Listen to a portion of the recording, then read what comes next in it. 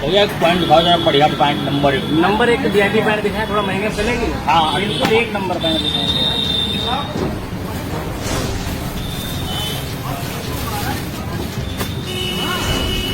भाई साहब खास ऑफर तुम्हारे लिए 1500 की लगेगी